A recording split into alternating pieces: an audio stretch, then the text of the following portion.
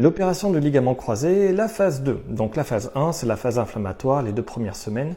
Normalement, avec la première vidéo, tu as commencé à faire dégonfler ton genou. Donc maintenant, qu'est-ce qu'il faut considérer? Il faut considérer que tu as une blessure des ischio-jambiers dans le cadre d'un DIDT et du quadriceps dans le cas d'un Kenney Jones. Donc on va considérer que tu as une déchirure musculaire de ces muscles-là. Il va falloir faire une rééducation pour les rendre plus forts, être capable à nouveau de faire quelque chose. Donc, dans le cadre du DIDT, des ischio-jambiers qui ont un problème, il va falloir faire du travail des ischio-jambiers en excentrique dès la 2e, 3e semaine jusqu'à la 6e semaine. Statique excentrique, excentrique pur. Donc j'ai montré une vidéo des levées de fesses, c'est ça, levée de fesses sur la chaise, ça marche très bien. Dans le cas du quadriceps, la chaise contre le mur est aussi un travail excentrique. Donc ça va te permettre, donc c'est statique versant excentrique, et ça va te permettre aussi de travailler sur ta déchirure pour qu'elle revienne à peu près normale. Dans les deux cas, peu importe l'opération que tu as eue, il faudra faire l'exercice du samouraï pour essayer de regagner de la flexion de genou.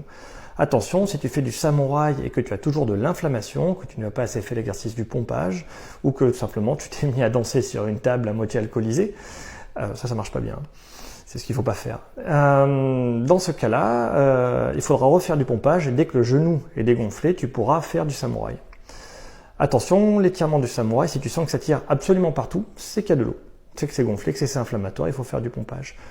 Si tu sens que ça tire à des endroits spécifiques, il faut le tenir pour regagner de la souplesse. Et le troisième exercice que je conseille, c'est toujours de faire du squat dans une amplitude où tu peux le faire et de manière aidée en te tenant à quelque chose. Mais cette fois-ci, à la différence de la première phase où tu vas pouvoir très peu descendre, vraiment descendre pas bas du tout, cette fois-ci tu pourras descendre plus bas grâce à l'exercice du samouraï. Tu commenceras à pouvoir le faire dans une plus grande amplitude et petit à petit tu vas guérir ta blessure, ce qui te permettra de descendre de plus en plus bas en te tenant de moins en moins en utilisant ta force musculaire. Donc voilà, 3 exercices assez simples pour la phase 2 qui dure normalement jusqu'à la 6e semaine. Petit rappel, rappelez-vous que le premier mois et demi, un ligament croisé, c'est très solide après opération. Le greffon est très solide. Et n'oubliez jamais que l'angulation où il faut faire très attention, c'est entre 15 et 30 degrés. Genou au sol, vous êtes fort, donc le reste c'est pas bon.